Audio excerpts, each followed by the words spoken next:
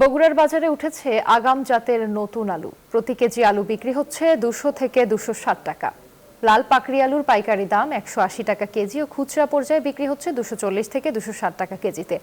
Hollander জাতের আলুর দাম 160 থেকে 200 টাকা। এদিকে পুরাতন আলুর দাম হিমাগার থেকে ব্যবসায়ীরা কেজি প্রতি 5 থেকে 6 টাকা বাড়িয়ে 64 টাকায় বিক্রি করছেন, যা দুদিন আগেও ছিল 58 থেকে 60 টাকা।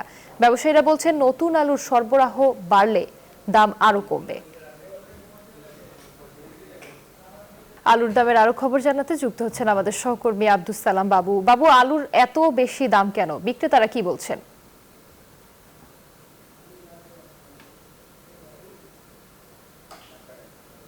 বিক্রেতারা বলছেন যে একেবারেই আগাম জাতের নতুন আলু এটি, যার কারণেই দাম বেশি।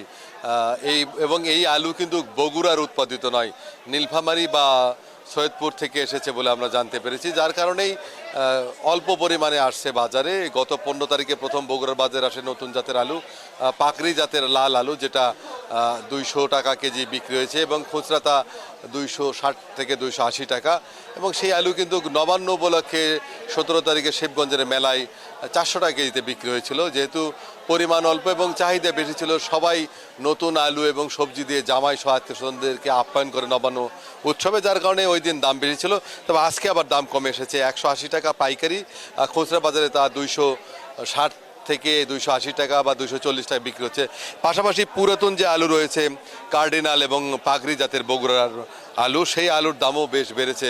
হিমাগার থেকেই গেল সপ্তাহে 58 থেকে 60 টাকা কেজিতে বিক্রি হওয়া আলু আজকে 64 টাকা কেজিতে বিক্রি হয়েছে হিমাগারের ব্যবসায়ীরা, যার কারণে পাইকারি পর্যায়ে আজকে আলু বিক্রি হচ্ছে 68 টাকা, খুচরা পর্যায়ে তা 70 টাকা এবং তার চেয়ে আরও বেশিতেই বিক্রি হচ্ছে। বগুড়ার উৎপাদিত যে আগাম জাতের আলু তা কিন্তু বাজারে আসবে ডিসেম্বরের শেষ থেকে জানুয়ারির মাসের দিকে।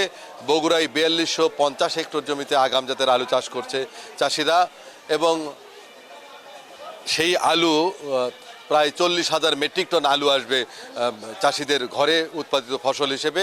তো জানুয়ারির শুরুতেই সেই আলু পাওয়া যাবে, তখন কিন্তু আলুর দাম কমে যাবে বলে মনে করছেন ব্যবসায়ীরা। এই ছিল বগুড়া থেকে সর্বশেষ।